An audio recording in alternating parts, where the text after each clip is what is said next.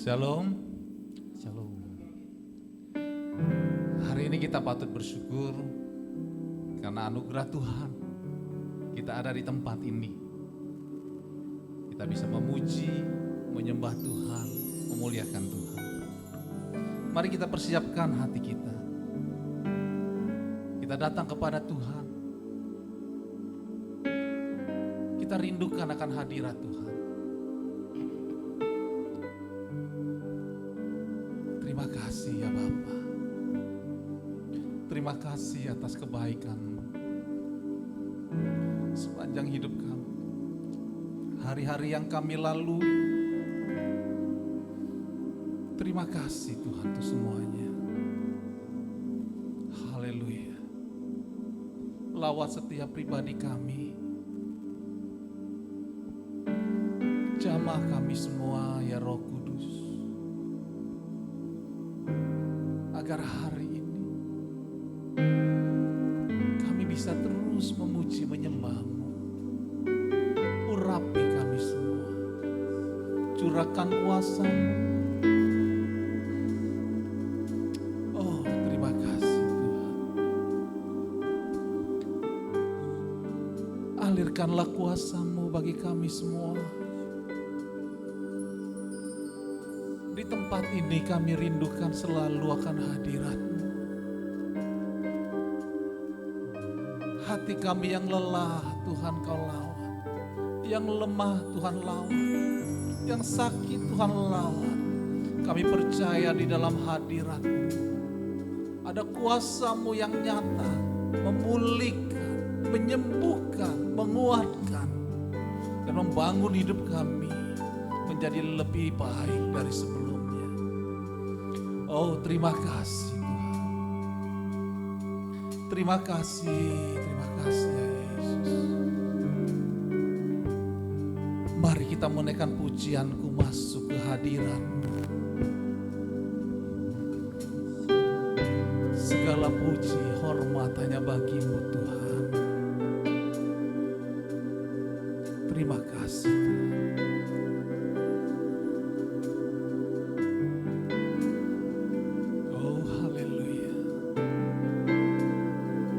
Terima kasih ya Yesus.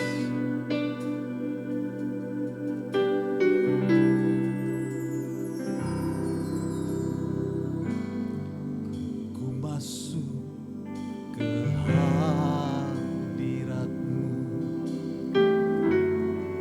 di tempat kudus-Mu Tuhan. Tiada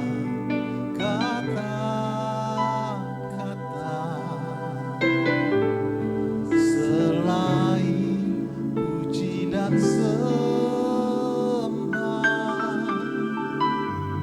saat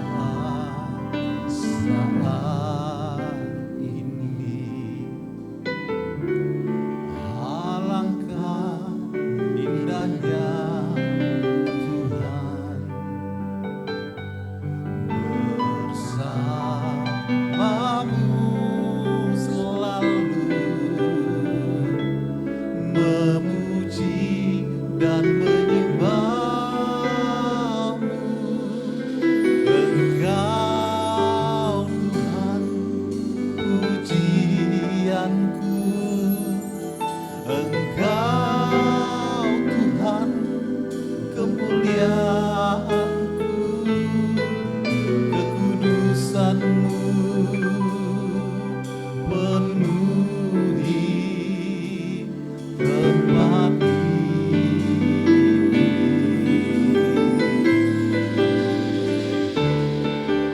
Ku sembahkan dalam bait-Mu, ku tersungkur di kaki-Mu, hingga kemuliaan-Mu kan nyata dalamku. Saya undang sidang jemaat untuk bangkit berdiri. Ku masuk ke hadirat-Mu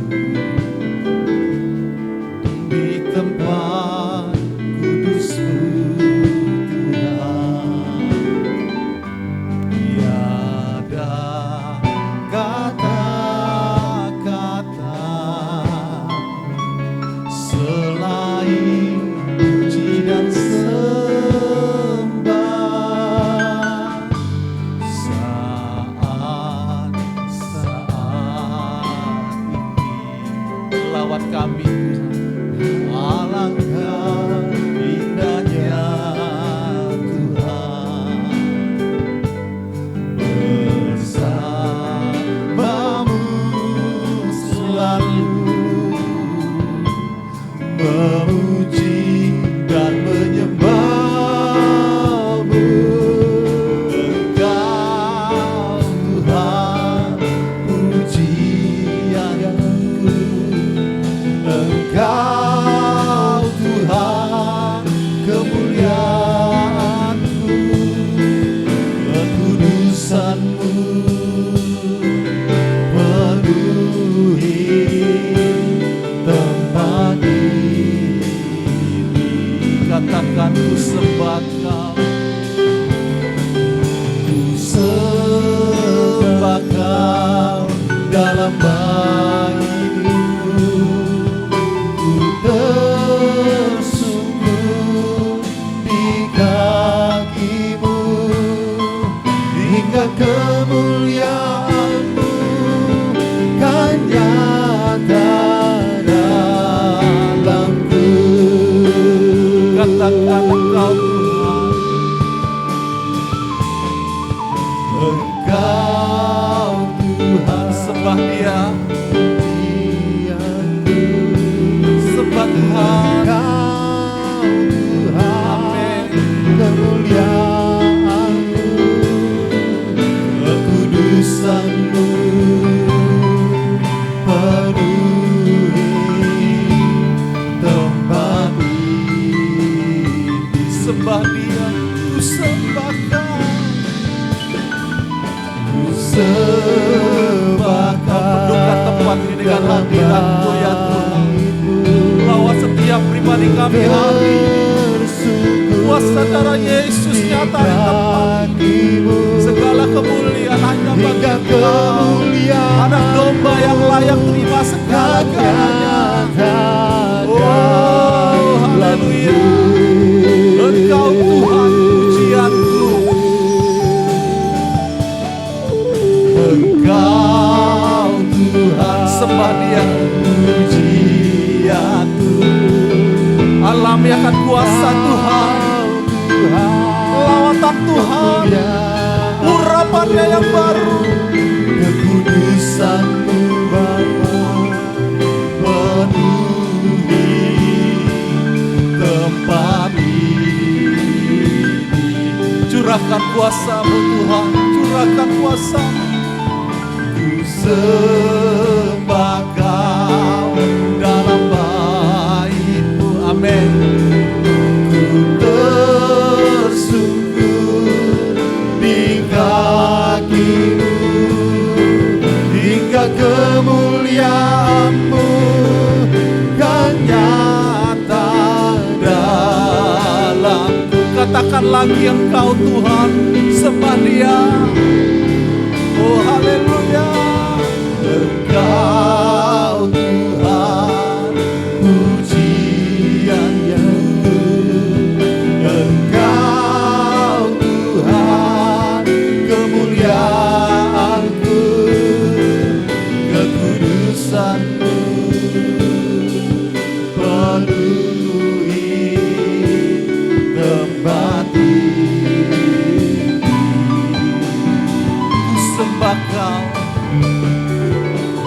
Sembah Kau dalam bait-Mu, tersungkur di kaki-Mu, hingga kemuliaan-Mu kan nyata. Hingga kemuliaan-Mu. Hingga kemuliaan-Mu kan nyata. Hingga kemuliaan-Mu. Hingga kemuliaan-Mu kan nyata dalamku. Sembah Tuhan. Iya Rabbanas.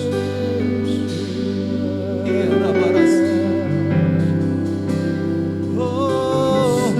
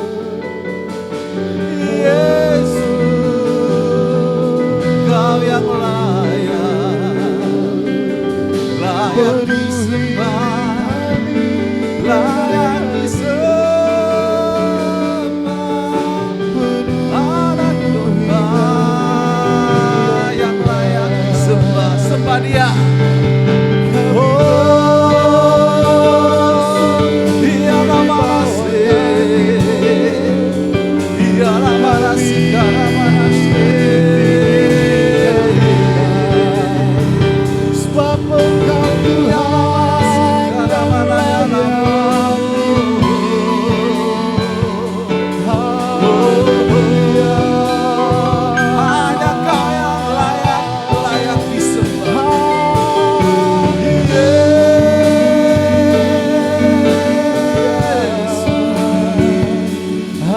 Layak terima segala pujian.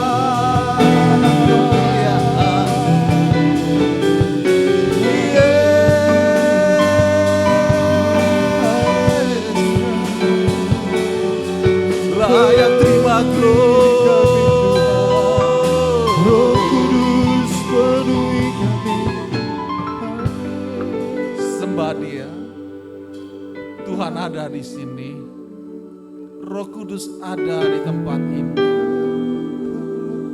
Oh, masuk ke tempat yang lebih dalam lagi dari penyembahan kita hari ini. Oh, hanya Kau yang layak disembah. Ya Ramanase. Oh, haleluya. Rasakan akan hadirat Tuhan. Aliran kuasa-Nya memenuhi tempat ini. Thank you Lord. Let your fire Lord, your fire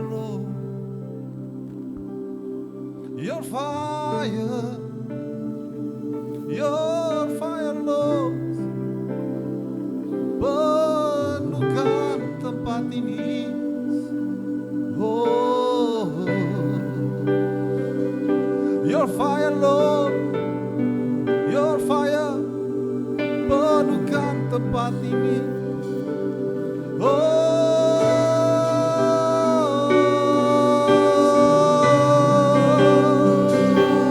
let your fire come. Let your fire. Api kuasa-Mu, api kuasa-Mu tercurah di tempat ini.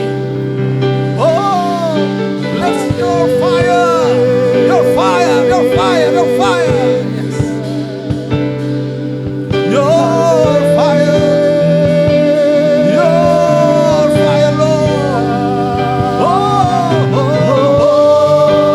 Oh, api kuasa-Mu,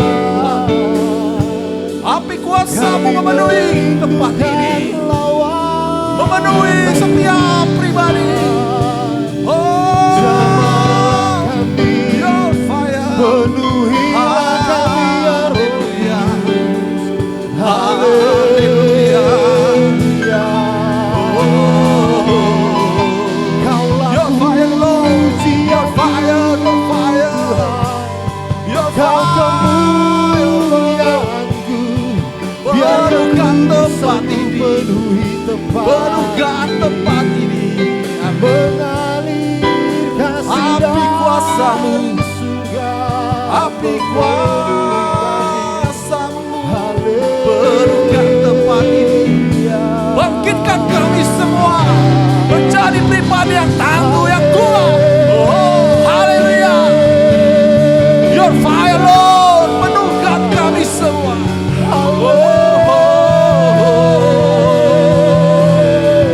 Amin, haleluya. Kau yang Kuasa-Mu, kuasa-Mu, Tuhan. kuasa-Mu, Hanya Kau yang pengurapan-Mu. layak terima puja. Oh, Hanya Kau yang haleluya. layak Haleluya. segala hormat Kuasa bilur-bilur-Mu menyembuhkan. Kuasa bilur-bilur-Mu menyembuhkan. Kau penyelamatku, Kau kemenanganku Tuhan. Haleluya. Terima kasih Tuhan.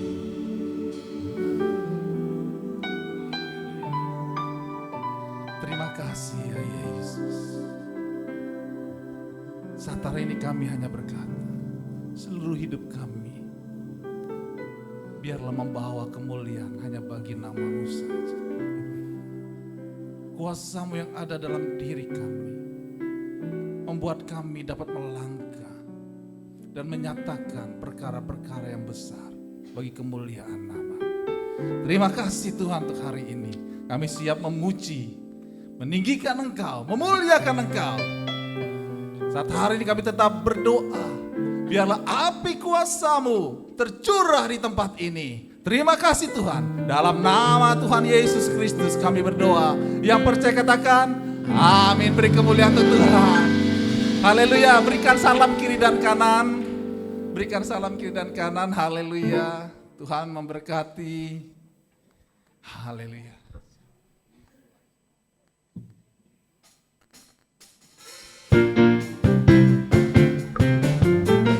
Yeshua is Lord.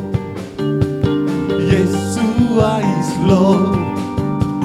Yeshua is Lord. Yeshua is Lord. All the nations. Yeshua is Lord.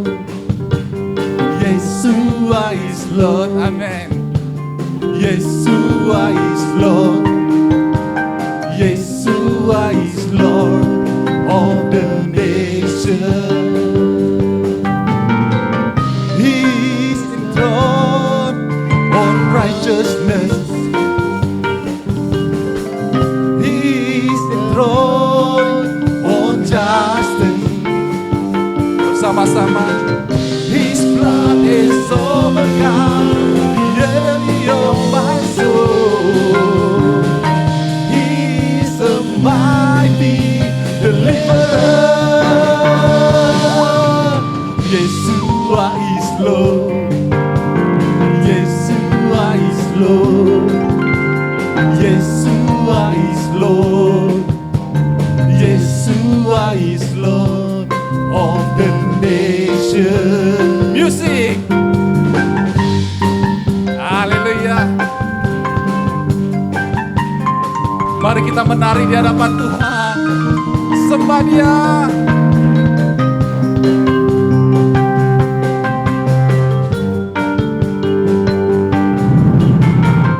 He is enthroned on righteousness. He is enthroned on justice. His blood has overcome the enemy of my soul. He is a mighty deliverer. Yeshua is Lord. Yeshua is Lord. Yeshua is Lord. Yeshua is Lord of the nation.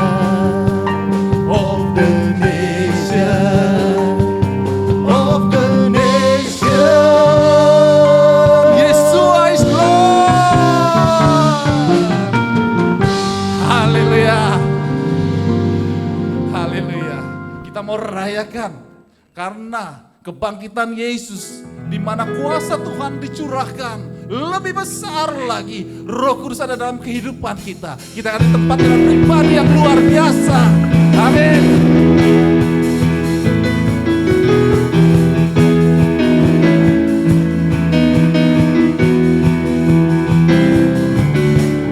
Rayakan, Yesus rayakan.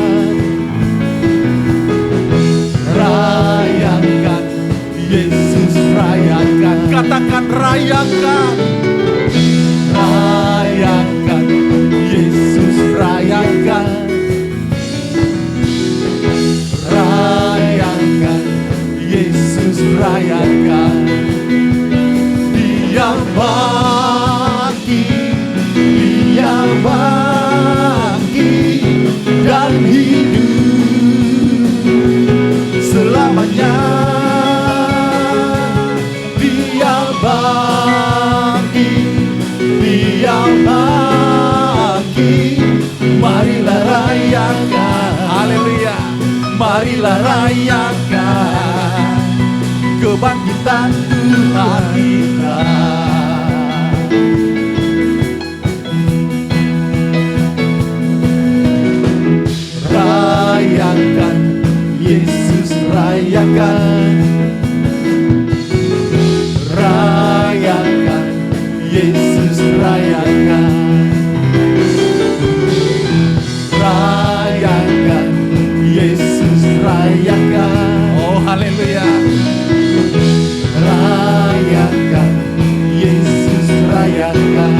Dia bangkit, Dia bangkit, Dia bangkit dan hidup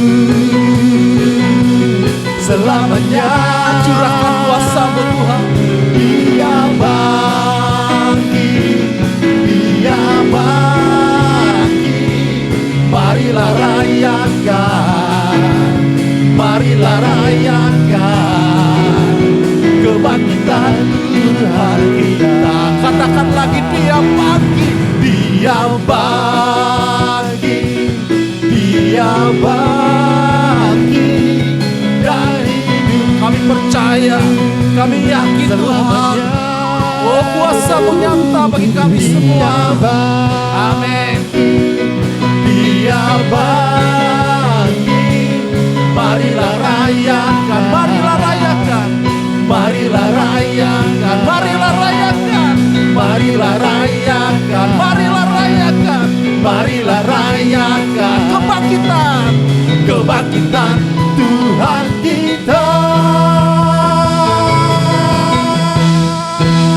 Haleluya. Haleluya. Saya persilakan untuk duduk. Kita adalah pribadi yang dipenuhi dengan kuasa Tuhan. Dalam hati kita ada Roh Kudus yang menyertai kita. Kita adalah pribadi yang luar biasa di dalam Tuhan. Tuhan membawa kita kepada perkara demi perkara yang besar, yang luar biasa. Karena itu engkau dan saya yang ada di sini adalah orang-orang yang luar biasa di dalam Tuhan. Orang-orang yang luar biasa di dalam Tuhan. Kita persiapkan hati untuk mendengarkan firman Tuhan. Ada satu lagu yang saya belajar dengan judul Kau Menunggu Hidupku. Haleluya.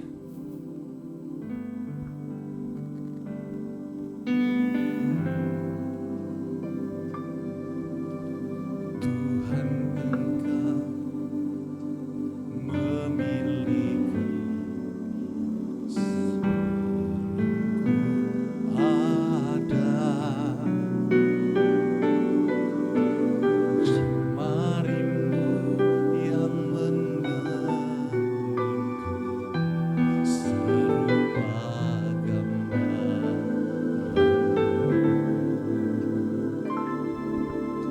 Sebelum ku mengenalmu,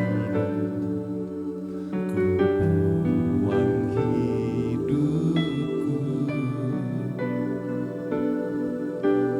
Namun Engkau tak pernah lelah mencari diriku.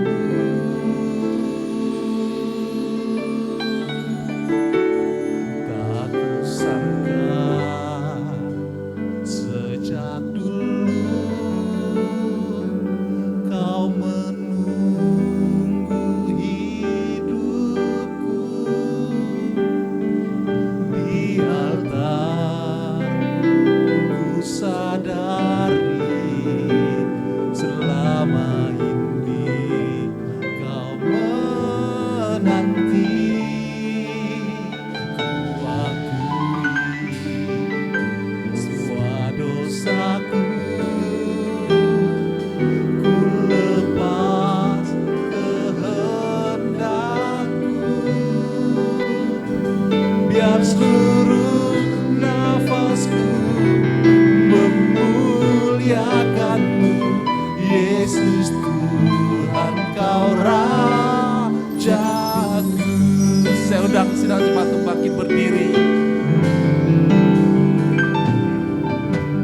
Tuhan Engkau memilikiku sebelum ku ada. Jemarimu yang menenunku serupa gambaran.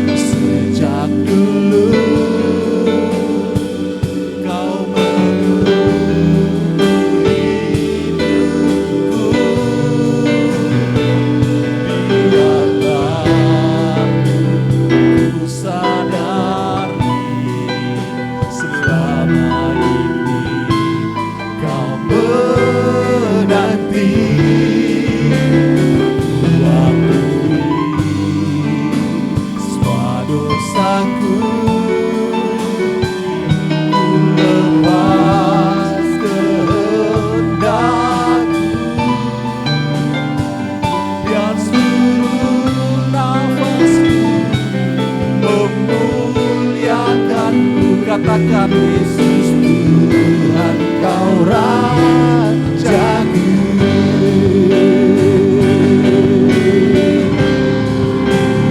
Aku sangka sejak dulu Kau menunggu hidupku. Biarkan ku sadari selama ini Kau menanti.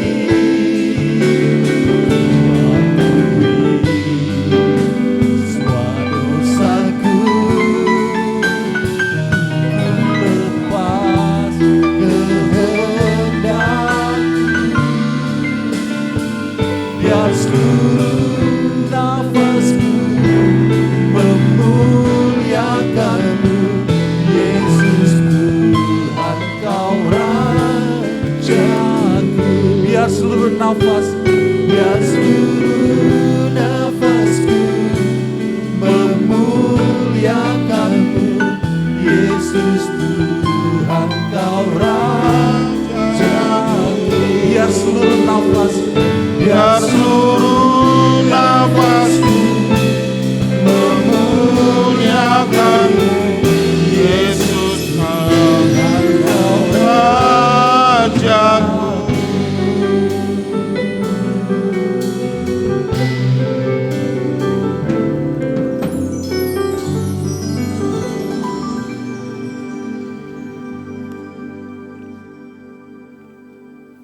Kami sungguh bersyukur kepadamu Tuhan. Engkaulah Tuhan kami, Engkaulah Raja kami. Engkaulah Yesus Tuhan yang sungguh kami muliakan, sungguh kami agungkan di dalam kehidupan kami. Terima kasih Tuhan buat seluruh anugerah-Mu, seluruh kasih-Mu bagi kami, buat kebaikan-Mu, perlindungan-Mu, penyertaan-Mu bagi kami. Terima kasih Tuhan, terimalah ya Tuhan pujian penyembahan kami kepadamu. Kami naikkan dengan ucapan syukur kami, dengan iman kami kepadamu. Terimalah itu Tuhan sebagai persembahan yang harum, yang berkenan kepada Tuhan. Terima kasih Tuhan, terima kasih. Berbicaralah ya Tuhan di tengah-tengah kami, umat-Mu, jemaat GBI Cibunar. Pakailah hamba-Mu ini yang penuh keterbatasan, kekurangan, kelemahan ini menjadi alat yang hidup, menyampaikan isi hati dan kehendak Tuhan bagi kami semua. Kami sudah siap mendengar, kami membuka hati kami untuk kebenaran firman-Mu. Dalam nama Tuhan Yesus kami berdoa. Amin. Silakan duduk Bapak Ibu. Shalom. Shalom. Puji nama Tuhan. Kita bersyukur ya hari ini Tuhan memberikan kembali kesempatan untuk kita beribadah. Baik. Bisa tolong diklik.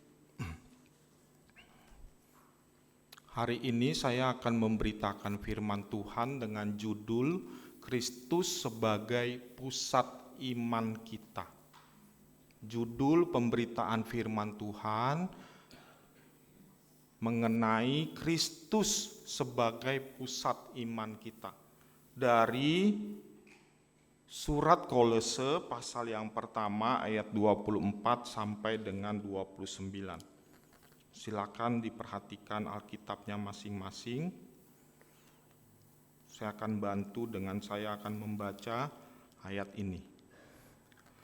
Sekarang aku bersukacita, demikianlah firman Tuhan, Kolose pasal 1 ayat 24 sampai 29. Demikianlah firman Tuhan.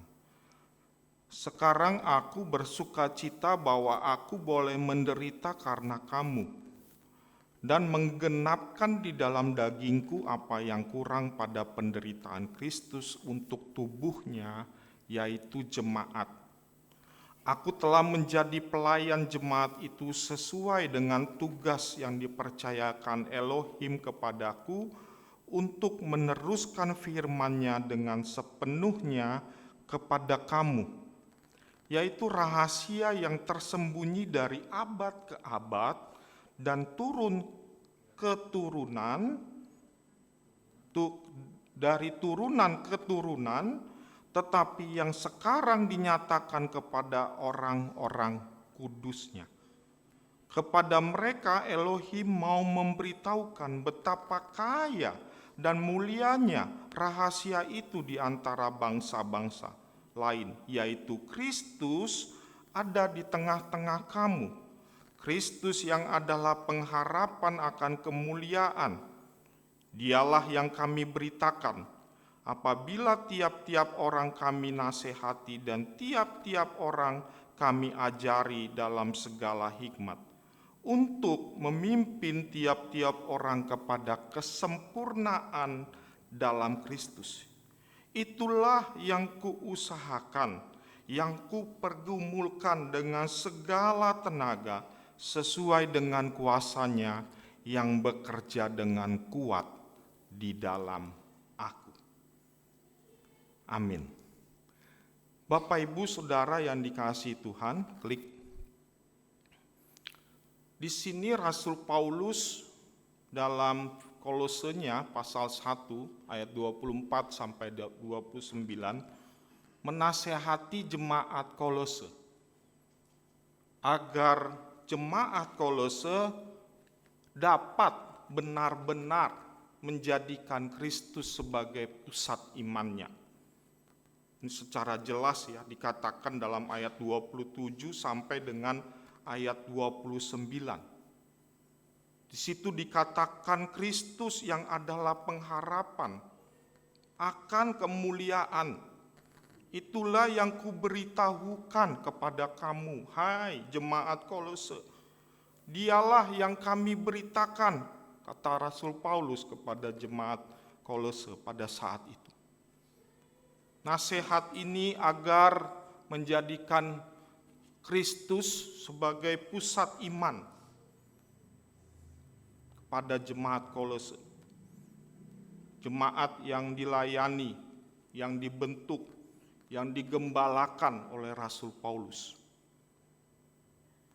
Nasihat agar menjadikan Kristus sebagai pusat iman sekarang ini berlaku buat kita. Kalau dulu semasa kitab ini ditulis, surat ini disampaikan berlaku kepada jemaat Kolose. Tapi sekarang Alkitab ini, firman ini sudah ada di hadapan kita. Dan pemberlakuannya sama, penekanannya sama, Bapak Ibu. Penekanannya supaya jemaat menjadikan Kristus sebagai pusat imannya. Karena kalau kita tidak menjadikan Kristus sebagai pusat iman, maka iman kita dapat luntur. Tetapi sebaliknya, iman kita tidak dapat luntur ketika kita menjadikan Kristus sebagai pusat iman kita. Jadi nasihatnya sama ya bagi kita hari ini, supaya menjadikan Kristus sebagai pusat iman kita. Ketika kita menjadikan Kristus sebagai pusat iman kita makin kokoh.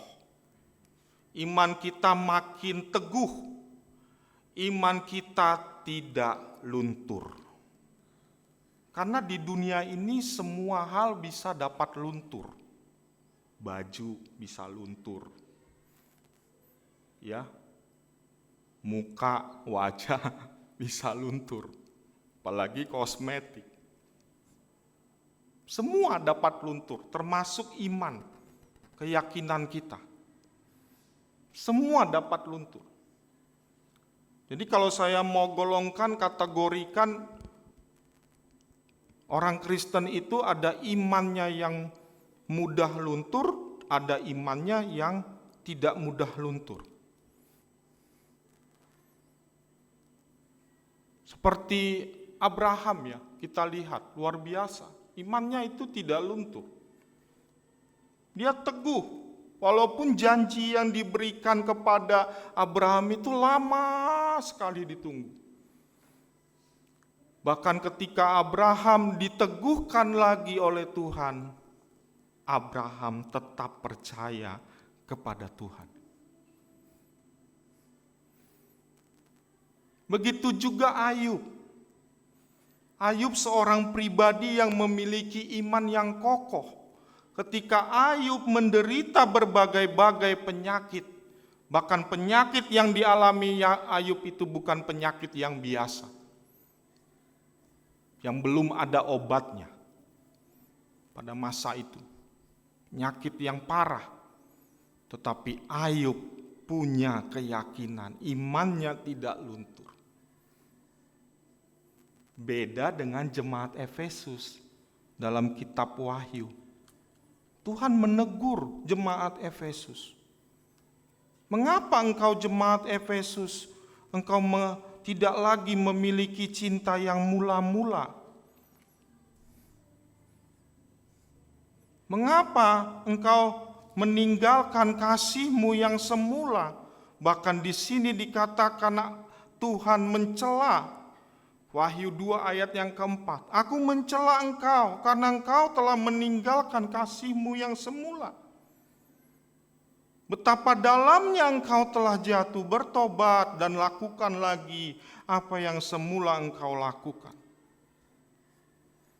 Jadi ada dua model orang Kristen yang imannya luntur atau orang Kristen yang imannya tidak luntur. Klik. Disinilah pentingnya kita memiliki Kristus sebagai pusat iman kita, supaya iman kita tidak luntur. Kristus adalah pusat iman, sentral di segala kehidupan kita. Nats yang baru saja kita baca itu memberikan alasan mengapa Kristus layak menjadi pusat dari kepercayaan kita, pusat dari iman kita, tidak yang lain.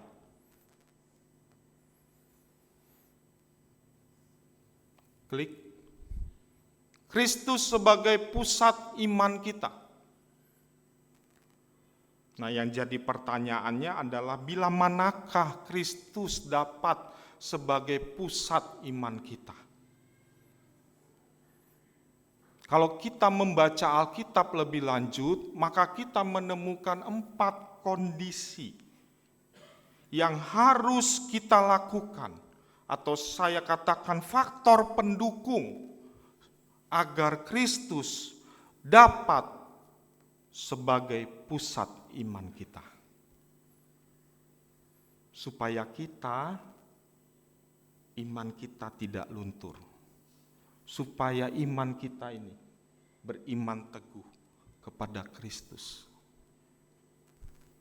Kalau kita membaca Alkitab lebih lanjut, maka 4 kondisi itu yang pertama adalah bila kita memiliki fondasi atau pegangan yang benar.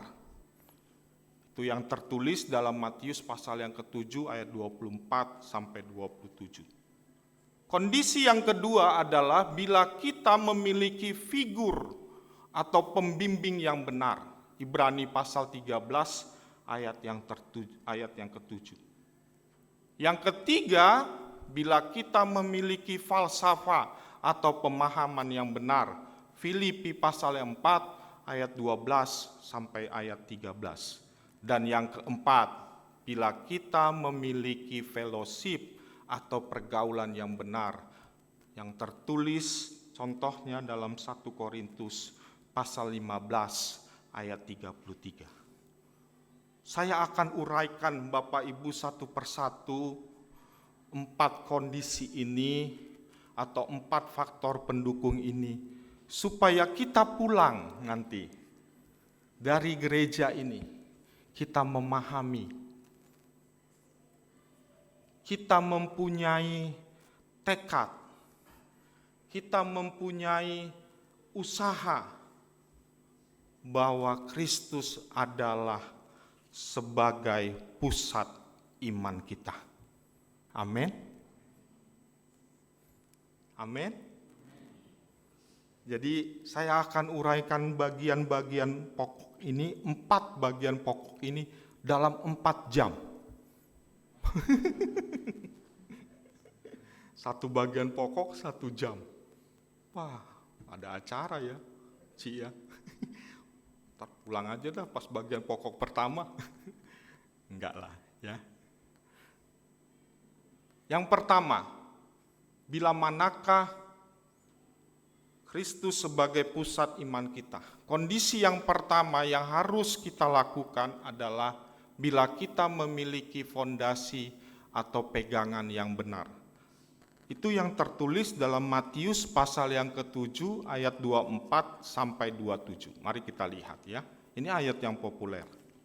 Sengaja saya tidak buatkan ayatnya, PowerPoint-nya, supaya Bapak Ibu membacanya langsung ya dalam Alkitab masing-masing. Baik yang manual seperti saya maupun yang elektronik. Silakan.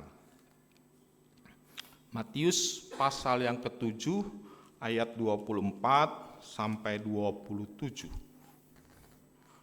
Setiap orang yang mendengar perkataanku ini dan melakukannya, ia sama dengan orang yang bijaksana, yang mendirikan rumahnya di atas batu. Kemudian turunlah hujan dan datanglah banjir, lalu angin melanda rumah itu, tetapi rumah itu tidak rubuh, sebab didirikan di atas batu. Tetapi setiap orang yang mendengar perkataanku ini dan tidak melakukannya, ia sama dengan orang yang bodoh, yang mendirikan rumahnya di atas pasir. Kemudian turunlah hujan dan datanglah banjir, lalu angin melanda rumah itu, sehingga rubuhlah rumah itu, dan hebatlah kerusakannya. Kondisi yang pertama yang harus kita lakukan supaya kita dapat menjadikan Kristus sebagai pusat iman kita adalah kita memiliki fondasi atau pegangan yang benar. Ayat ini berbicara tentang 2 bangunan. 2 bangunan yang punya fondasinya berbeda. Satu bangunan fondasinya benar. Dikatakan Alkitab, fondasi yang benar itu dibangun di atas batu. Yang kedua, fondasi yang tidak benar, yaitu dibangun di atas pasir. Nah, kita lihat perbedaannya dalam ayat ini. Banjir sama-sama datang. Angin topan, hujan, angin sama-sama datang. Tetapi bangunan yang fondasinya batu yang benar itu kuat, kokoh. Tidak hancur, tidak rubuh. Ya. Tidak goyang sedikit pun. Kuat dia. Tetapi bangunan yang di atas pasir habis. Ini gambaran dari kita, Bapak Ibu. Apakah kita punya fondasi yang benar atas peribadahan kita? Atas pernikahan kita, atas pekerjaan kita, dan pergaulan kita.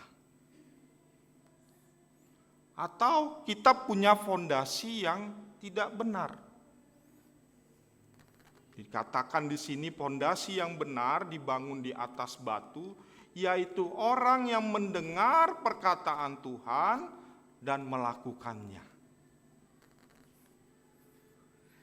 Jadi fondasi yang benar itu penting. supaya kita bisa menjadikan Kristus sebagai pusat iman kita. Karena seringkali kita tidak mempunyai pondasi yang benar, atau diam-diam kita merubah pondasi kita dari yang benar menjadi tidak benar. Dan hati-hati, fondasi yang tidak benar, kata firman Tuhan, habis ditelan masalah. Saya sering berkata sama mahasiswa kami ya di STT Rahmat Immanuel di Kelapa Gading, kalian itu kuliah apa kaitannya dengan kerajaan Tuhan? Jangan nanti kalian udah kuliah, belajar teologi, malah lari dari pengajaran fondasi yang benar ini, Alkitab. Karena sekarang banyak loh hamba-hamba Tuhan buat pengajaran yang aneh-aneh. Pak, saya boleh gak lihat pengajaran doktrin dari YouTube? Boleh.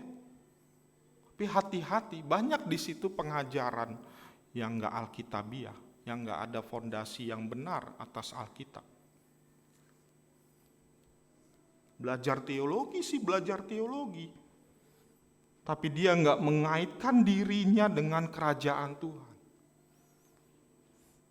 Tapi dia mengaitkan dirinya dengan berbagai motif, kepentingan, kebutuhan, keinginan, sehingga tidak lagi memiliki fondasi yang benar, bahkan tidak lagi mengakui Kristus sebagai pusat imannya. Ini bahaya. Ini bahaya. Jadi saya selalu katakan, apa kaitan kamu kuliah teologi dengan kerajaan Tuhan? Saya langsung bilang begitu sama mahasiswa. Wah, pertanyaan Bapak susah juga. Ya, mahasiswa S2, S3 yang kami ajar. Begitu juga dengan kita dasarkan apa bangunan hidup kita. Bangunan hidup kita itu banyak. Ada peribadahan, ada pernikahan, ada pekerjaan, ada pergaulan. Kita dasarkan apa bangunan hidup kita? Kita coba lihat, koreksi, evaluasi. Saya dasarkan apa ya pekerjaan saya ini? Saya dasarkan apa ya pelayanan saya ini? Dengan bangunan apa? Fondasi apa pelayanan saya ini? Kerjaan saya ini, pernikahan saya ini, pergaulan saya ini, peribadahan saya ini. Marilah kita melihat kembali. Dan kalau itu belum benar atau tidak benar, mari kita berpegang kembali kepada Alkitab sebagai fondasi yang benar. Klik. Ada satu cerita dalam perumpamaan tentang benih firman Tuhan. Matius 13 ayat 1 sampai 9. Jadi ada benih firman Tuhan yang jatuh di pinggir jalan, benih yang jatuh di tanah yang berbatu-batu. Ini adalah orang yang menerima firman Tuhan, padahal firman Tuhan itu benar-benar harus menjadi pondasi yang benar dalam hidup kita. Tetapi sikap kita, tanah kita, hati kita tuh begini nih. Ya, ada yang dengar firman Tuhan jatuh di pinggir jalan, habis dia dimakan burung. Ada yang di tanah yang berbatu-batu, ada yang di semak duri, dan ada yang di tanah yang baik. Supaya kita dapat menjadikan Kristus sebagai pusat iman kita. Fondasi yang benar itu adalah firman Tuhan. Kita mendengar firman Tuhan dan melakukannya, baiklah itu kita terima dengan tanah yang baik, hati yang baik. Ya, jangan jadi orang Kristen udah 5 tahun, 10 tahun, 20 tahun, ya begitu-begitu saja, nggak ada perubahan. Marah tetap terus marah. Bohong tetap terus bohong. Gak ada perubahan. Ya. Kita evaluasi. Apakah kita sebagai orang Kristen sudah dapat menerima firman itu dengan baik, mendengar dan melakukannya. Supaya saya Daulat Tambunan ini tidak sama lagi seperti Daulat Tambunan yang lalu. Saya berusaha gitu. Kami aja kalau ngajar, kalau update, kalau nggak update ditegur. Pak, bahannya kok itu terus, Pak? Nggak ada update. Ya, selalu kami diskusikan itu. Pak, apa sih yang perlu ditambah ya? Ini perlu ya. Cari lagi, baca lagi buku, browsing lagi internet. Supaya dapat yang terbaru, yang update. Karena mahasiswa itu sekarang pinter. Ada yang diomongin lah, Pak Daulat dosen yang itu bahannya dari tahun 1990. Diktatnya. Dia dapat diktat tahun 1990 dijadiin bahan ajar sampai hari ini. Apa-apaan nih diktat katanya. Itu mahasiswa S2. Saya bilang, wah ya juga ya. Dia ngomong begitu saya juga evaluasi nih. Bahan saya masih yang jadul-jadul gak?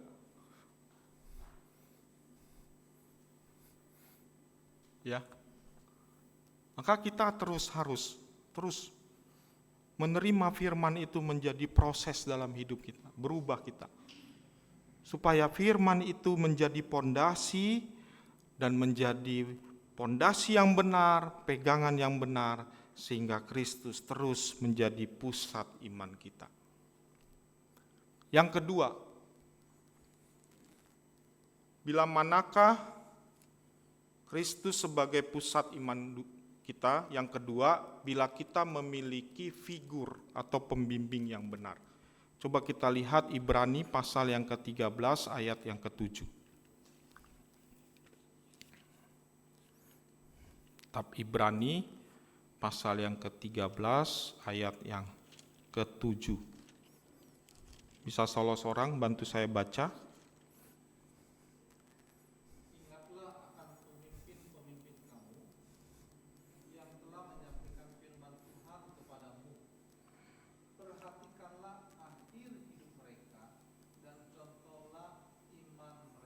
Nah, ini ya. Jadi di sini Rasul Paulus memberitahukan, mengingatkan. Ingat akan pemimpin-pemimpin kamu yang telah menyampaikan firman Tuhan. Itulah figur atau pembimbing yang benar. Yang kamu harus ikuti imannya dan contohlah hidupnya. Di sini kita diingatkan bahwa kita memerlukan akan figur pembimbing yang benar. Menjadi contoh, menjadi teladan, agar kita dapat menjadikan terus Kristus sebagai pusat iman kita. Kalau lihat kita pasal yang 11 itu adalah contoh-contoh saksi-saksi, pemimpin-pemimpin, tokoh-tokoh Alkitab yang menunjukkan iman yang luar biasa. Ada Habel, ada Abraham, ada Henok, ada Sarah, ada banyak ini ya. Ada Ishak, ya, ada Musa, ada Yakub. Contoh-contoh pemimpin yang perlu kita contoh teladani di dalam Alkitab. Ada Yesus yang luar biasa. Dan kita pun sebagai orang Kristen memerlukan figur pembimbing. Ya, klik figur pembimbing. Karena pada umumnya manusia itu memiliki dasar hidup sebagai manusia yang potensial, peniru dan pelupa. Potensial dalam arti bahwa manusia itu punya potensi di dalam dirinya yang luar biasa. Saya sering tuh lihat di YouTube, di TikTok ya. Ada masih kecil tapi dia udah bisa main drum. Ya, main drumnya mantap sekali. Ada yang masih kecil udah bisa main piano. Udah kayak jarinya udah kayak wah begitu kan. Hebat begitu saya bilang, Pak. Karena manusia itu punya potensi di dalam dirinya yang luar biasa. Maka diperlukan pembimbing yang benar, figur yang benar yang melatih supaya potensi itu keluar gitu. Ya. Dan kita juga adalah manusia peniru. Kita biasanya meniru orang. Meniru tokoh, meniru orang yang terkenal. Saya ada mahasiswa, kalau dia belajar khotbah, homiletik, ilmu berkhotbah, dia tiru Pendeta Gilbert dari intonasinya, dari gayanya. Anak-anak juga kan sebenarnya meniru kita orang tua. Karena manusia itu peniru. Maka jadilah kita figur atau pembimbing yang benar. Karena supaya bisa ditiru oleh orang-orang. Carilah figur pembimbing yang benar, yang perlu kita tiru, contoh. Dan kita juga adalah manusia yang pelupa. Sering lupa kita. Maka ada pembimbing, ada figur pembimbing yang benar yang selalu mengingatkan kita. Saya ini sering kali lupa Bapak Ibu. Kalau ada WA, aduh, karena WA satu ketiban lagi sama WA yang lain. Ya, sampai ada yang kesel, Pak, tolong baca di grup. Grup yang mana? Grup juga banyak. Aduh.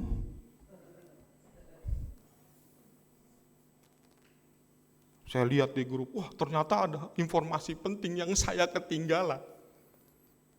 Pernah ada juga mahasiswa itu minta doakan saya 3 hari yang lalu.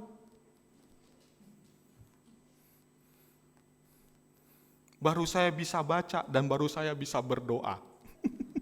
Bayangin kalau dia sakit, mati, udah mati pas saya doain.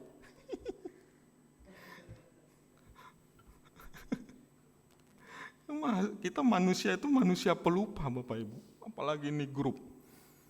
Puji Tuhan ada mahasiswa yang memberkati saya HP. Pak, mendingan Bapak yang grup-grup itu pisahin di HP yang baru. Ini saya kasih. Wah, puji Tuhan. Tapi saya sekarang kerepotan pegang 2 HP. Mana yang mesti diurus nih? Ya, manusia itu manusia pelupa. Ya, kemarin baru aja jalan-jalan ketemu sama tante di counter HP. Aduh, mahal-mahal amat nih HP. Tahu-tahu ada yang memberkati begitu ya. Itulah enaknya hamba Tuhan. Pas butuh itu pas. HP-nya lebih canggih dari HP saya yang ini lagi ya. Dikasihin Pak. Sama box-boxnya, siapa tahu Bapak mau jual. Kok saya dibilangnya begitu. Enggak lah, masa dikasih mau dijual. Tapi dalam hati saya bisa juga nih. Ya, kita nih orang-orang yang potensial. Kita orang-orang yang peniru juga dan pelupa. Maka kita memerlukan figur pembimbing yang benar. Ada teori toilet training ya, psikologi umum ini ya. Jadi biasanya kita melatih atau membimbing anak-anak itu supaya hidup bersih di toilet. Betul ya? Ini teori psikologi umum. Ada teori tabula rasa, mengatakan bahwa, kadang-kadang saya lupa ini teorinya, manusia itu lahir seperti kertas putih. Ya. Dan baru berapa hari yang lalu saya baca tentang Alexander Agung, Alexander the Great. Dia umur 17 tahun sudah menjadi pemimpin yang luar biasa. Dia dimulai dari pemimpin di Yunani, Makedonia, dari ratusan prajurit anak buahnya, dia akhirnya bisa mengalahkan kerajaan Persia yang dulu mengalahkan kerajaan Asyur. Dia bisa mengalahkan kerajaan India. Dia bisa mengalahkan kerajaan Mesir. Maka di Mesir itu ada disebut Alexandria.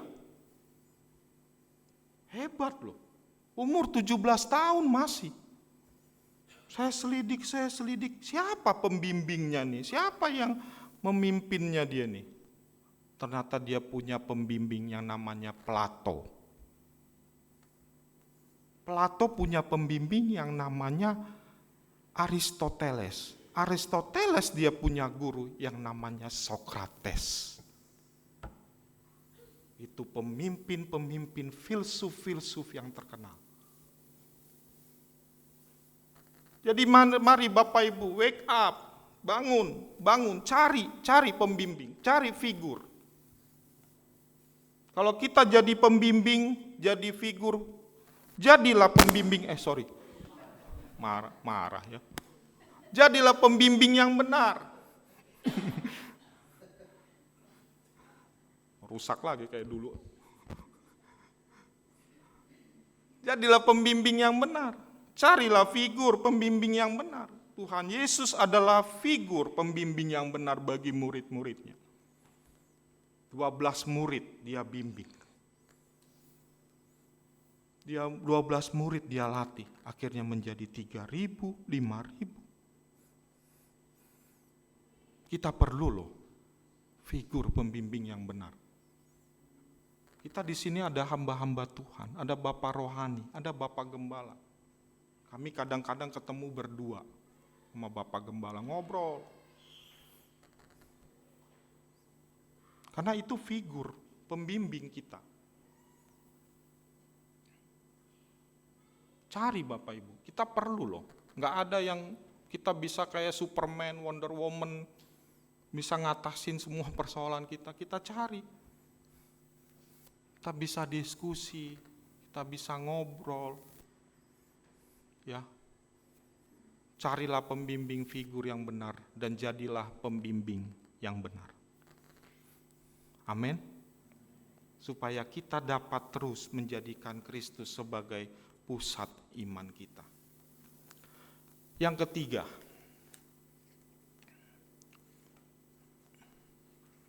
coba sebelumnya, yang dilakukan pembimbing adalah untuk memberitakan Yesus sebagai pusat iman, adalah dengan mengajar dan menasehati tiap-tiap orang. Tujuan akhirnya adalah tiap-tiap orang percaya sampai kepada kesempurnaan dan kedewasaan di dalam Kristus. Inilah tugas pembimbing. Maka cari. Ya. Jangan cari yang enggak benar, pusing ya. Kita malah diajarin yang enggak benar. Yang ketiga, bila manakah Kristus sebagai pusat iman kita? Yang ketiga, bila kita memiliki falsafah atau pemahaman yang benar. Filipi 4 ayat 12 sampai 13. Mari kita baca kembali Alkitab kita dalam Filipi 4 ayat 12 sampai 13.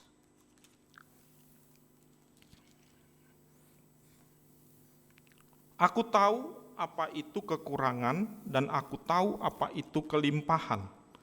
Dalam segala hal dan dalam segala perkara tidak ada sesuatu yang merupakan rahasia bagiku, baik dalam hal kenyang maupun dalam hal kelaparan, baik dalam hal kelimpahan maupun dalam hal kekurangan. Segala perkara dapat kutanggung di dalam Dia yang memberi kekuatan kepadaku. Surat ini ditulis di dalam penjara. Paulus sedang mengalami kesulitan dan penderitaan. Tetapi di sini ya, Rasul Paulus tidak bingung. Tidak kacau dia, tidak khawatir dia. Bahkan di sini ditulis dia tenang gitu. Bahkan kalau kita baca di Kisah Para Rasul 16, Paulus dan Silas itu dipenjara di kota Filipi. Penjara pada masa itu tangannya diborgol, kakinya diborgol dan tiduran, nggak berdiri. Dan dijaga samping kiri kanan oleh pasukan Romawi.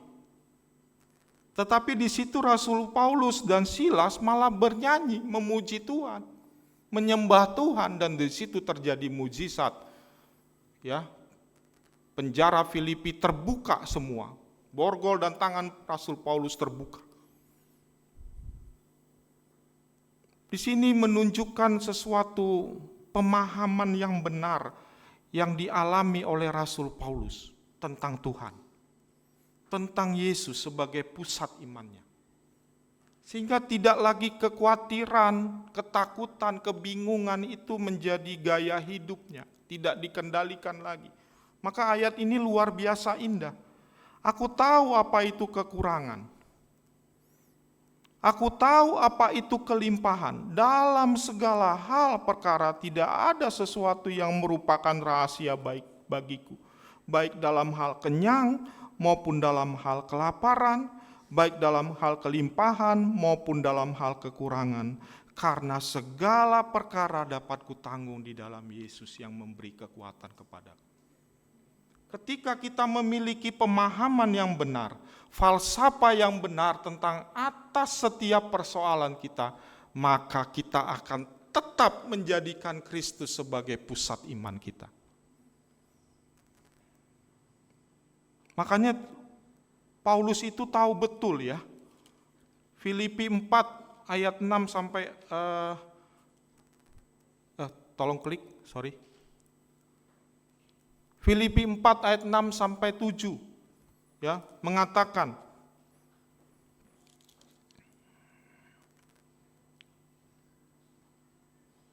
janganlah hendaknya kamu khawatir tentang apapun juga, tetapi nyatakanlah dalam hal segala keinginanmu kepada Elohim dalam doa dan permohonan dengan ucapan syukur.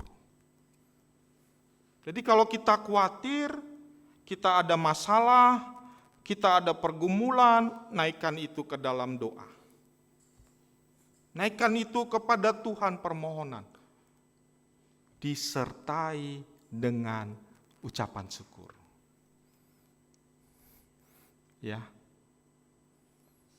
Ayub 2, 9 sampai 10 dikatakan di situ bahwa Ayub ya berkata kepada istrinya, ya, Ayub pasal yang kedua. Dikatakan di situ, maka berkatalah istrinya kepadanya, masih bertekunkah engkau dalam kesalehanmu? Kutukilah Elohimmu dan matilah. Tetapi jawab Ayub kepadanya, engkau berbicara seperti perempuan gila. Apakah kita mau menerima yang baik dari Elohim, tetapi tidak mau menerima yang buruk? Ayub tahu betul, dia punya pemahaman yang benar tentang Kristus. Dia tahu pemahaman yang benar tentang Tuhannya. Sehingga Ayub benar-benar menjadikan, Rasul Paulus menjadikan Kristus sebagai pusat imannya. Yakobus 1 ayat 2 sampai 8, mintalah dengan hikmat dan mintalah dengan iman. 1 Petrus 5 ayat 7 sampai 11, serahkanlah kekhawatiranmu kepada Tuhan.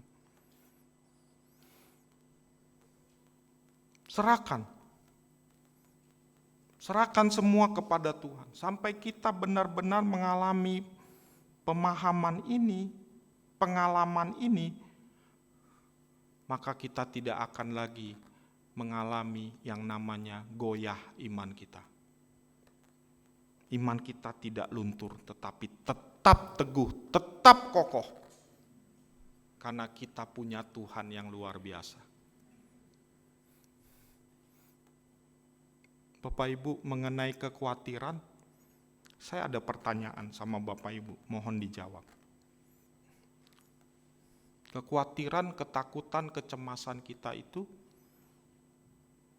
apa yang bisa, karena itu bisa kita lakukan atau itu tidak bisa kita lakukan.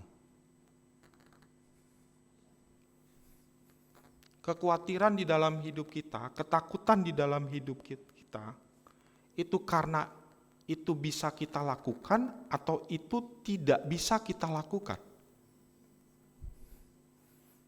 Please answer me. Tidak bisa kita lakukan. Ketakutan itu, kekhawatiran itu muncul karena kita sanggup melakukan atau tidak sanggup kita melakukan. Tidak sanggup kita melakukan. Tidak mampu kita lakukan. Tidak bisa kita pikirkan. Oleh karena itu, serahkanlah semua kepada Tuhan. Ya. Apa yang kita tidak sanggup, apa yang kita tidak mampu lakukan, apa yang tidak bisa kita pikirkan, serahkan sama Tuhan. Apa yang mampu kita kerjakan, kita kerjakan. Selebihnya urusan Tuhan. Jadi milikilah pemahaman falsafah yang benar ini, supaya kita dapat menjadikan Kristus sebagai pusat iman kita. Yang terakhir, yang terakhir. Bila manakah Kristus sebagai pusat iman kita? Yang terakhir, bila kita memiliki fellowship atau pergaulan yang benar. 1 Korintus 15 ayat 33. Tahan ya sebentar, satu poin lagi.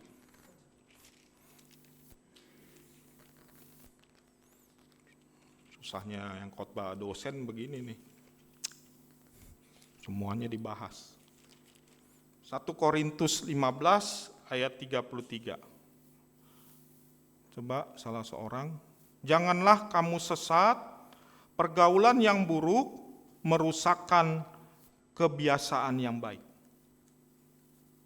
Jadi pergaulan yang buruk membuat kita sesat. Pergaulan yang buruk merusak kebiasaan yang baik dan membuat kita sesat. Ini kan kalau lihat dari ayat ini, dia sebelumnya punya kebiasaan yang baik. Tapi karena dia bergaul, pergaulannya buruk, jadi kebiasaannya jadi buruk. Bahkan terlebih dari situ jadi sesat. Ya. Bergaul itu tidak hanya sekedar berteman biasa. Tidak bisa kita memilih dengan siapa kita berteman. Kalau di sekolah ya teman kita ya yang di sekolah. Nggak bisa kita memilih teman kita yang di luar sekolah karena lingkungannya sekolah. Kantor, pekerjaan. Disitulah kita bekerja, disitulah kita punya teman. Kita berteman. Gereja.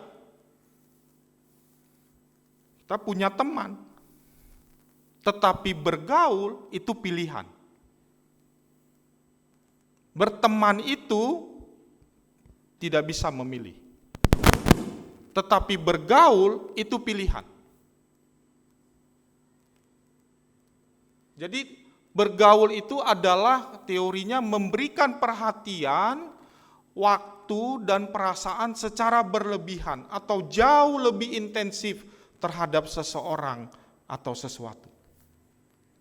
Jadi kalau kita memberikan perhatian yang lebih, perasaan yang lebih, waktu yang lebih, itu namanya bergaul. Bahkan lebih dari apa yang biasa, itu namanya bergaul. Ada orang yang bergaulnya sama binatang. Binatangnya aja, kucingnya aja, anjingnya aja yang diurusin. Anjing lala kucingnya dicium, dipeluk-peluk. Dia punya istri, punya suami, enggak dipeluk. Kucing anjingnya dipeluk-peluk, disayang, dirawat, dimandiin, dikasih salon, sakit dikit dibawa ke rumah sakit anjing. Tapi anaknya, saudaranya, keluarganya enggak dibegitukan. Hati-hati kita bergaul. Jangan lama-lama jadi kucing.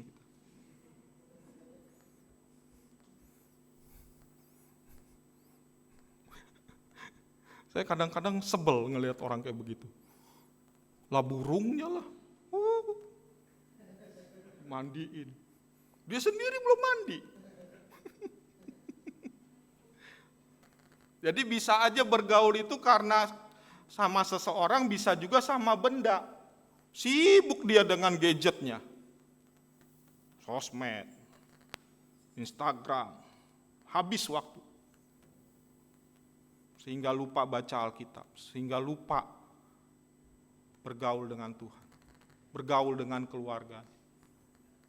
Hati-hati dengan siapa kita bergaul.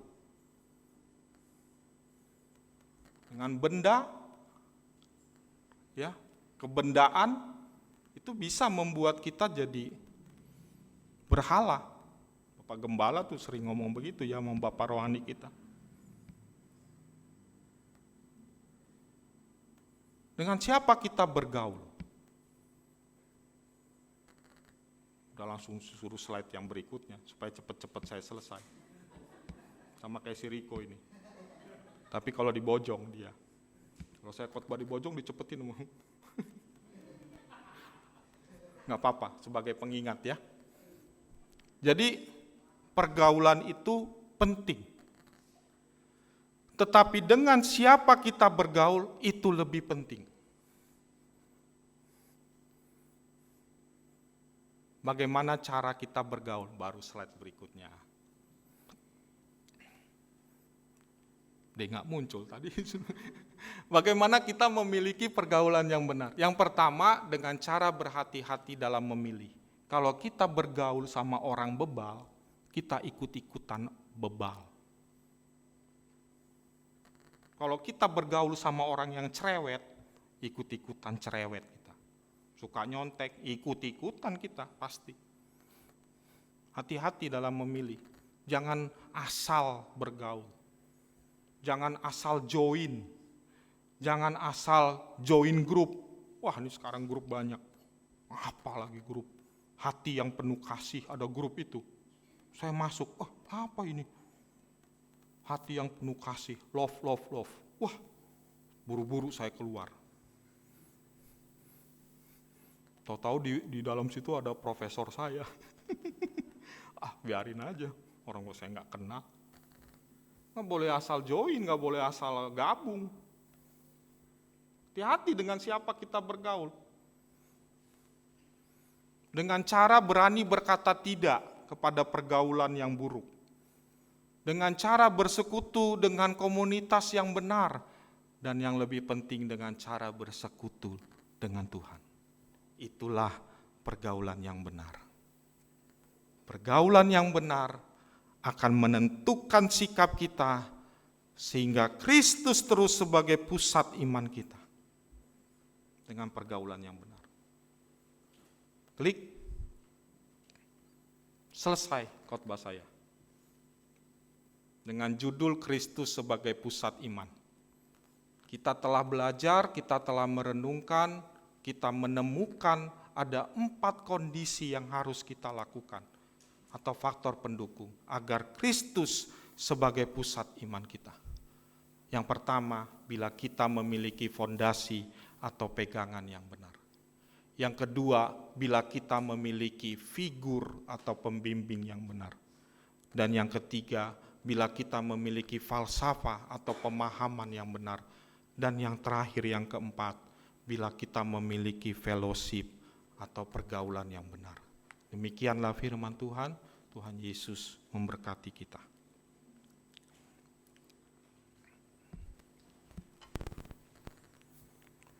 Terima kasih Tuhan.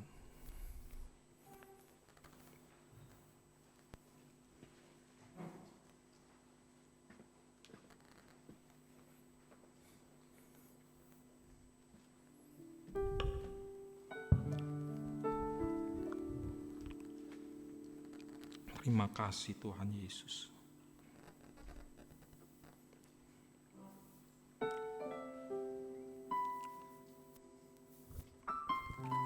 Kita merenungkan firman Tuhan.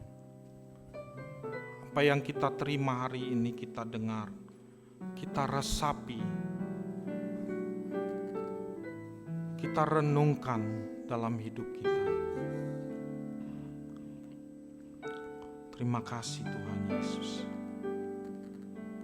Engkaulah Kristus Tuhan, pusat iman kami. Kepadamu kami punya keyakinan yang kokoh. Hidup kami memiliki iman yang sungguh-sungguh berpegang teguh kepada Engkau Tuhan.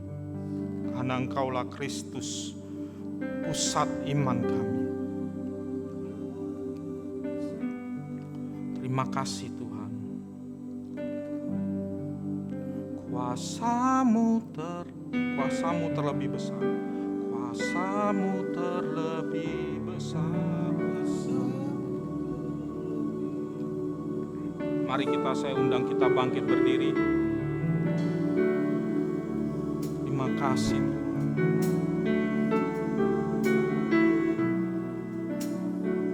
Kau kuasamu Tuhan terlebih besar dalam hidup kami. Tuhanlah yang memiliki kuasa dalam hidup kami. Terima kasih Tuhan. Kuasamu terlebih besar. Terima kasih Tuhanku terlebih besar. Tak pernah terlambat janji-Mu ya Tuhan, penolong hidupku. Katakan kuasamu terlebih besar, kuasamu terlebih besar. Terima kasih Tuhan, Tuhanku terlebih besar. Kau pusat iman kami, amin. Tak pernah terlambat janji-Mu ya Tuhan, pulihkan hidup. Hanya Kau Tuhan, hanya Kau Tuhan. Hanya Kau Tuhan penolongku.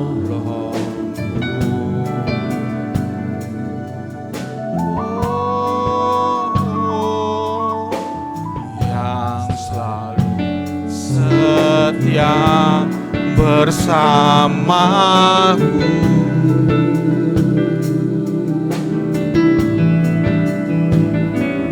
Kasih-Mu yang sanggup mengubah kehidupanku.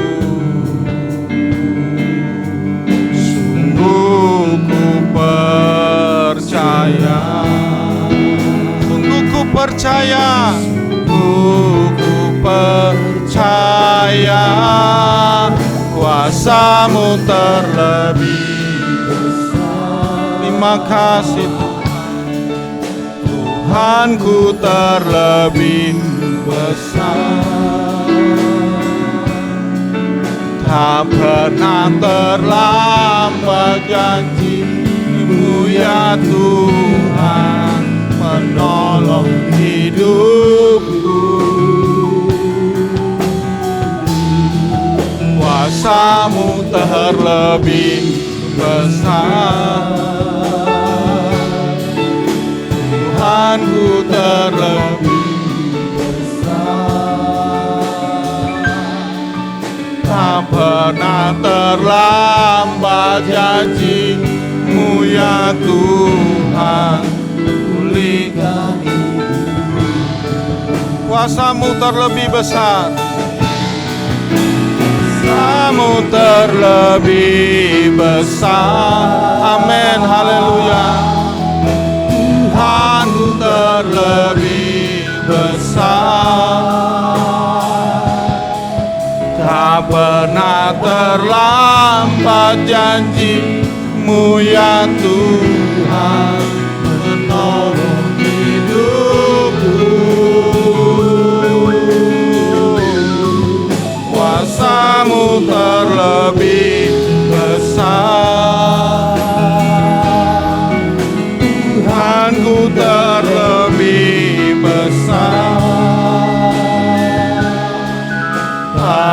pernah terlambat janji-Mu ya Tuhan, pulihkan hidupku. Tak pernah terlambat, haleluya. Tak pernah terlambat janji-Mu ya Tuhan, pulihkan hidupku. Tak pernah terlambat janji-Mu ya Tuhan, pulihkan hidupku. Oh, haleluya, haleluya, haleluya, haleluya Yesus, haleluya, haleluya,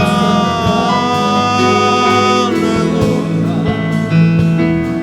Makasih, makasih. Haleluya, haleluya, haleluya. Makasih.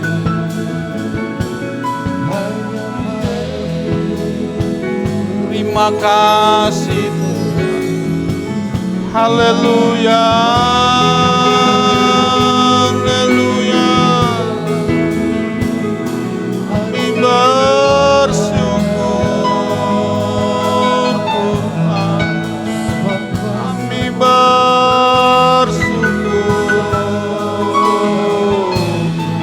Haleluya, haleluya. Terima kasih ya, terima kasih.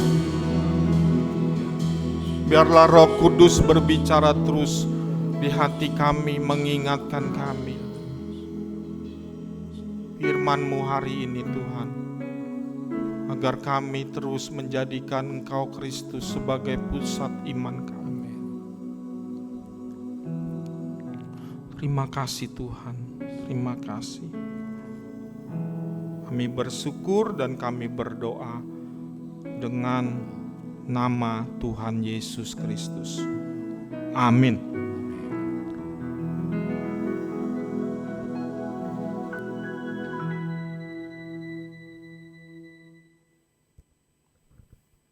Haleluya.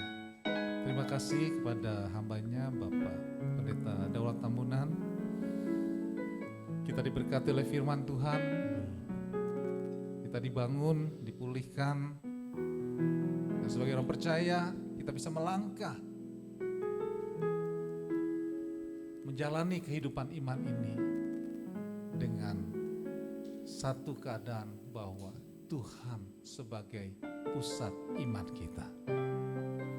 Tiba saatnya kita akan memberikan persembahan kepada yang bertugas. Saya persilakan, dan sebelumnya kita akan berdoa terlebih dahulu.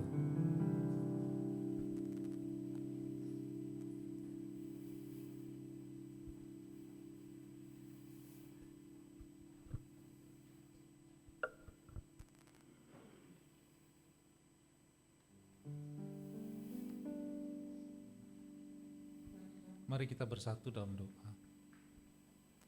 Bapa, dalam nama Tuhan Yesus Kristus, terima kasih untuk firman-Mu, untuk kebenaran yang sudah kami terima.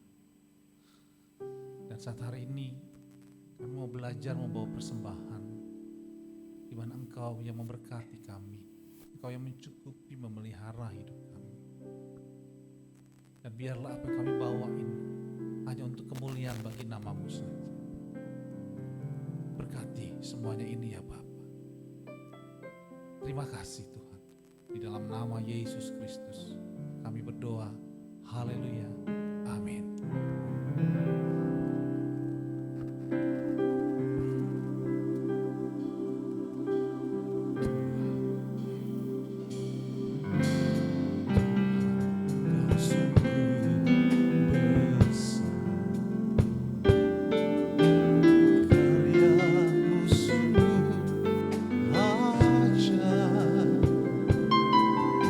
Tiada hentinya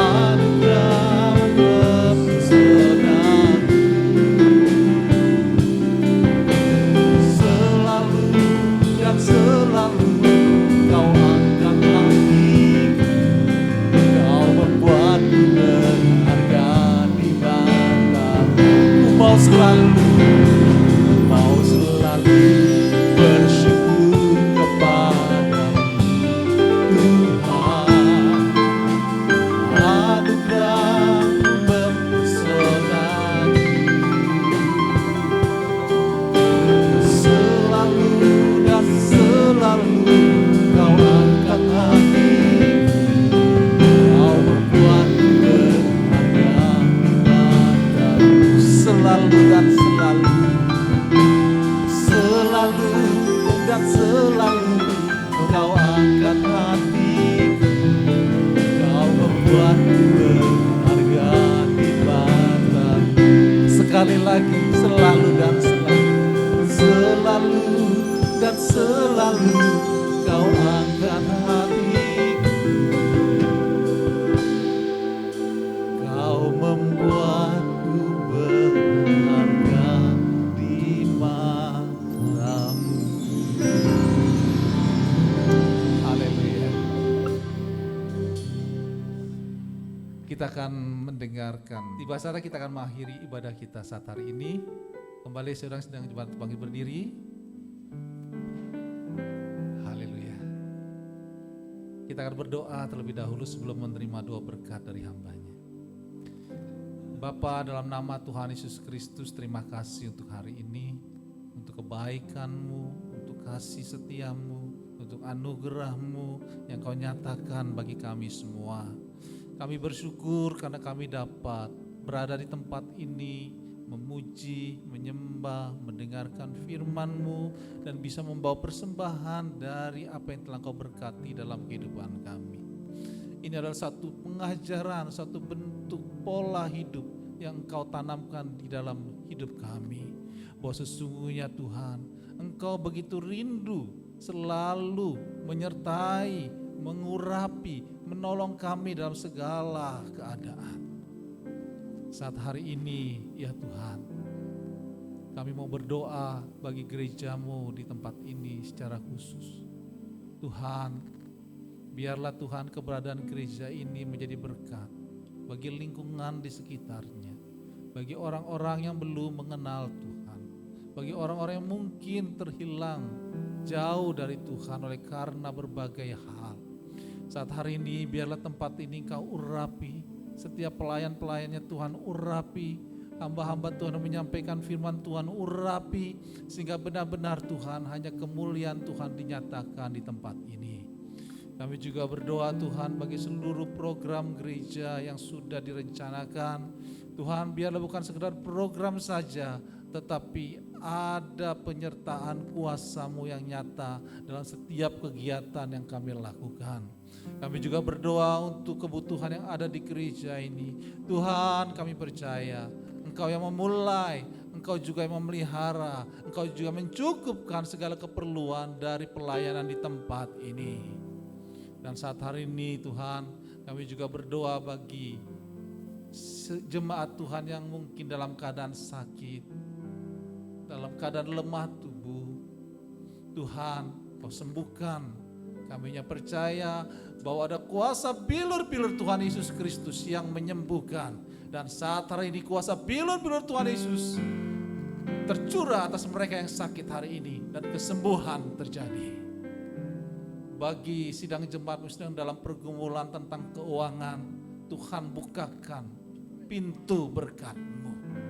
Kami percaya Engkau yang memelihara kami, Engkau mencukupkan kami, maka kami percaya ada jalan keluar bagi kami semua.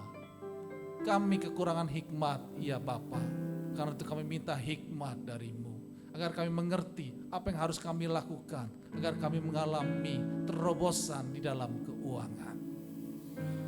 Begitu juga Tuhan, kalau ada rumah tangga yang sedang dalam situasi konflik, Tuhan curahkan damai sejahtera-Mu, sehingga benar-benar keluarga jemaat di tempat ini dapat dipulihkan menjadi keluarga yang harmonis, keluarga yang membawa kemuliaan hanya bagi Tuhan saja.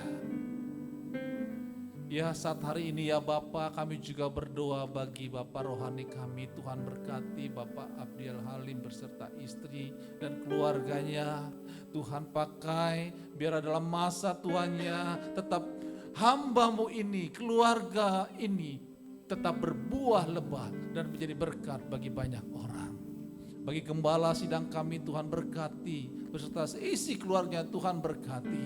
Biarlah pelayanan dipercayakan kepadanya di tempat ini maupun di Hikmah dapat berkembang, dapat menjangkau banyak jiwa dan banyak tua yang terjadi di tempat ini di bawah penggembalaannya. Terima kasih Tuhan bagi hamba-hamba-Mu, staf gembala yang menyampaikan firman, yang menjadi pendampingnya Tuhan, urapi dan biarlah hikmat, pewahyuan, pengurapan Tuhan nyata dalam kehidupan staf penggembalaan. Bagi sidang majelis, bagi jemaat Tuhan, Tuhan urapi semuanya. Kami rindu Tuhan, nama Yesus ditinggikan di tempat ini.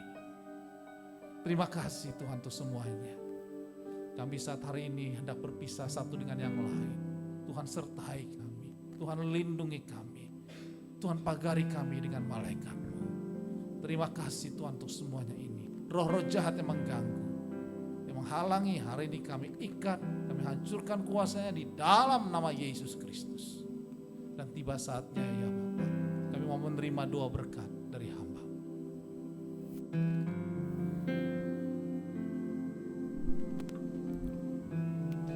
Marilah kita akhiri ibadah kebaktian ini dengan mengarahkan perhatian hati kita dan fokus kita kepada Tuhan untuk menerima berkat-berkat-Nya.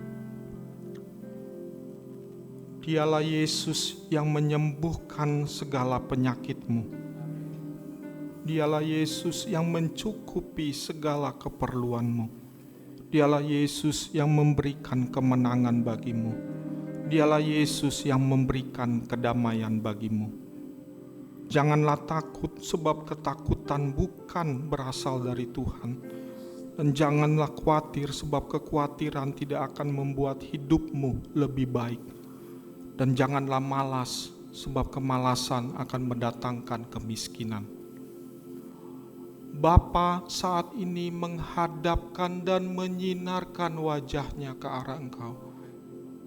Terimalah dengan berlimpah segala rahmat dari Bapa di surga.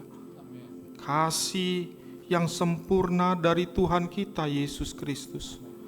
Persekutuan penghiburan, kuat kuasa oleh Roh Kudus menyertai kita mulai siang hari ini sampai Maranatha Tuhan Yesus datang kembali menjemput kita semua di awan-awan yang permai.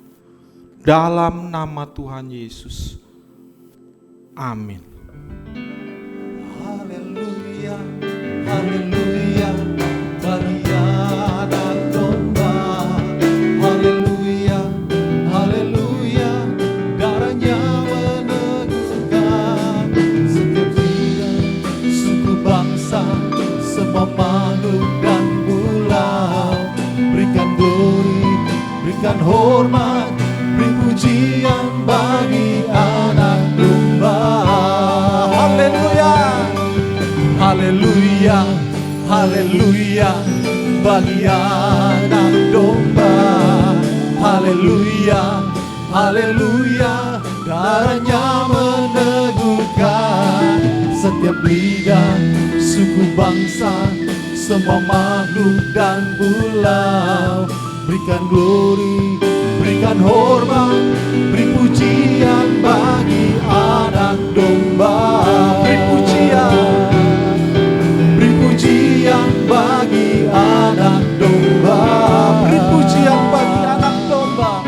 Beri pujian bagi anak domba.